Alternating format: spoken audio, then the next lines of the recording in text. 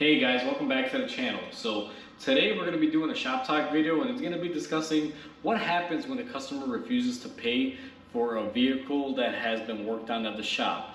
Now before we go ahead and get into this video guys, I do want to say if you guys haven't subscribed, go ahead and hit the subscribe button down below. It'll definitely help the channel grow. And with that said, let's go ahead and start talking about today's topic. Now, this topic is a little bit controversial, guys, and I also do want to say that I've only seen this happen once, and it didn't happen at my shop here that I own and operate. This actually happened at an independent garage when I used to work there a few years ago. To kind of brief everyone over this, the customer came into the shop, and I believe they were doing suspension overhaul, shocks, front and rear, and a whole bunch of stuff. And it was somewhere like $2,500 or $3,000 or something like that, like $2,500 to $3,000 worth of repairs done to the car. Now, a lot of people out there may know, and I've kind of talked about this in other videos, that sometimes a shop cannot give you an exact estimate, especially when you're doing a really big job, because sometimes there'll be like a nut or a bolt or something that will break or may have a potential to break, and you may need to replace it while you're in there. So if you have a customer that comes in and says, hey, I want to do a complete overhaul of my suspension, you can give them a pretty close, accurate number, but it'll never be a final number, because there's always going to be something that's going to need to be added on there. And that's sadly what happened in this scenario. So the customer came in, service advisor, took the customer in. The customer said, I want to have new front struts and shocks, front and rear. I want the whole front end rebuilt, upper lower ball joints, control arms, inner outer tie rods, you name it. It was a pretty big ticket, and I was the one that was working on it. Took about 2 or 3 days of work to get everything completed, and along the course of that we ran into like small little things, like we needed to buy lower control arm bolts, we needed to extract the bolt out to be able to get it off. There were a few other little things on there that added a little bit of labor and added a little bit of money as far as parts goes to the actual vehicle total. So the total amount that the customer was previously assuming to spend, even though we, or I guess you could say the service advisor had told him it would be roughly this much, plus or minus, give or take this or that. And from what I'm aware of, because I talked to the service advisor that was handling this, he was actually my service advisor at the time, he said that every step of the way when we needed to add something, he always called the customer and he got the okay and got the approval and always updated them on how much the pricing would be. Or so I was told by him. Again, I'm not a service advisor, I was just working in the back.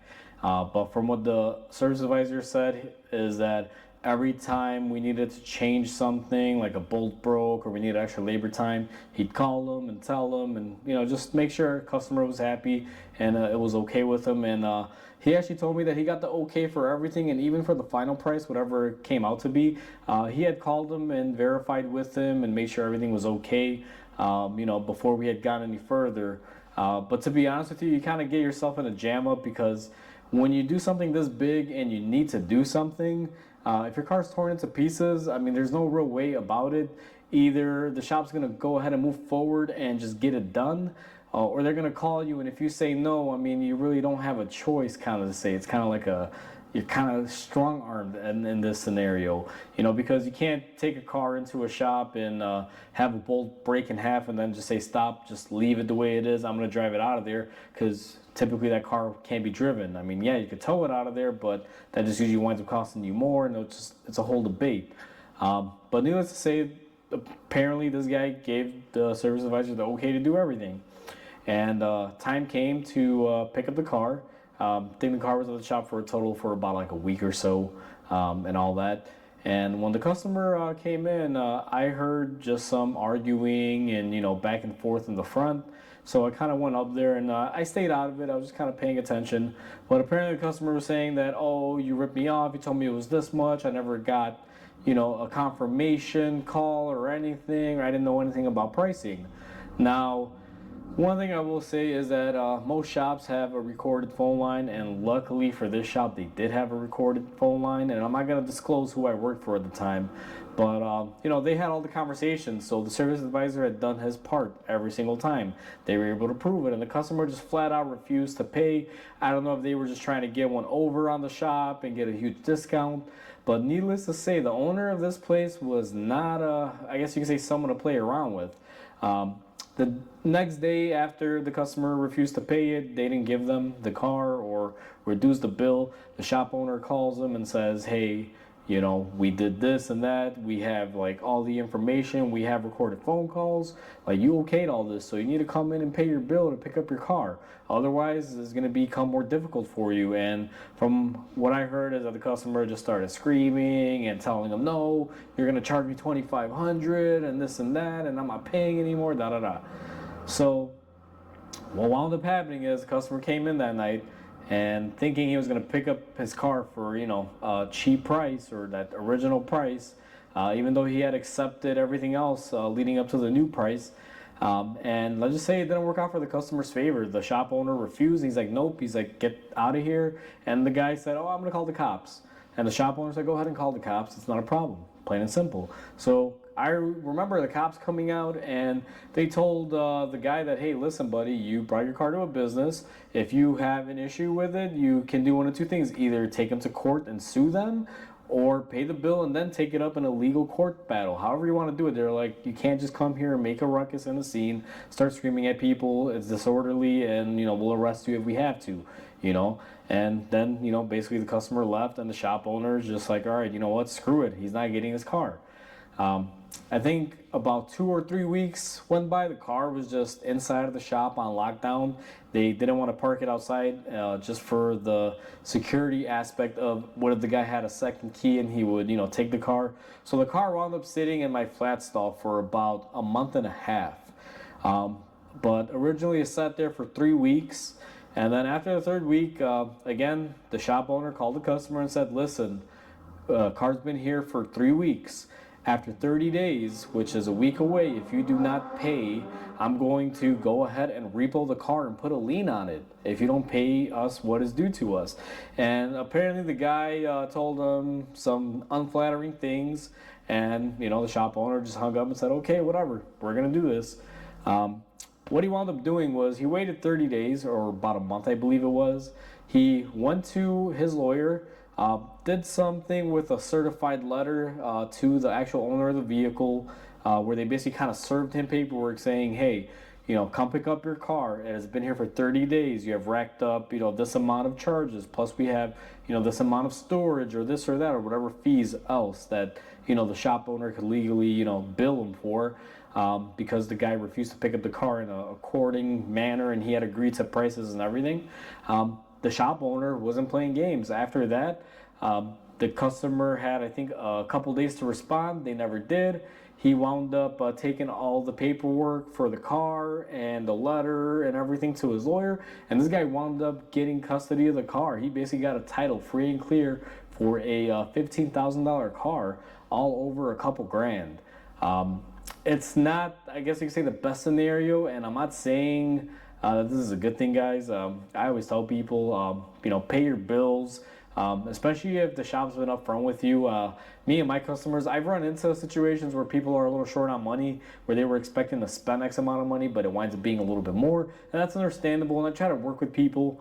But if someone is on the phone and I'm telling them like, hey, let's say Mr. So-and-so, we originally talked about your car being, let's say, $500 to fix, but while we were in there, let's say the lower control arm bolt broke, I need to buy a new one. It's $20 for a bolt, and it's going to add about 2 hours worth of labor to extract it and do everything. And they say, okay, go ahead and do it. I approved the new total from $500 to like $700, and then they show up here and they say, nope, I'm only paying you $500. I hate to say this, guys, but we don't work for free. I don't work for free. If that situation were to happen to me, I would more than likely not be giving the customer their car back, and the car would be my property until they pay it. And I don't think I would go as far as putting a lien on somebody's car, but it gets to a point where, like with me, I have a 2-bay shop. If I have to lock a car down in my garage every day because the customer may come and pick it up because they have a spare key and they owe me money, they refuse to pay, I'm only going to deal with that for a short amount of time before I just say, screw it, I'm putting a lien on the car and making it legally mine so I can get paid or do whatever I want to do to get my money back. So this is just like a little thing out there just to kind of tell you guys a quick story that I've seen, that if you don't pay your bills, to most shops they do have the right, and they will have the right to take your vehicle, and most places have different laws. I'm in Illinois, so this is the law that they have here. But I always tell people, never try to pull a fast one on a mechanic or a shop in general. I've avoided the situation being in business for however long as I've been now. I've been generally pretty lucky. I haven't had too many customer issues like this.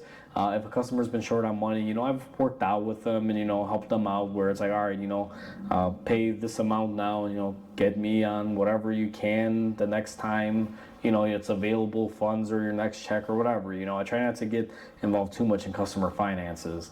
And lately, what I've implemented is, as much as I hate doing this, but I actually have started working with a company that if you can't afford to pay your repair bills, you can basically sign up for like a credit with them, kind of like a credit card, and they have more favorable terms to pay stuff back. It's like a selling tool, I guess, for me, because I can, let's say do a bigger job for more money, and the customer can pay it over payments using that sort of a financial institution versus paying it straight out with a credit card as they normally would.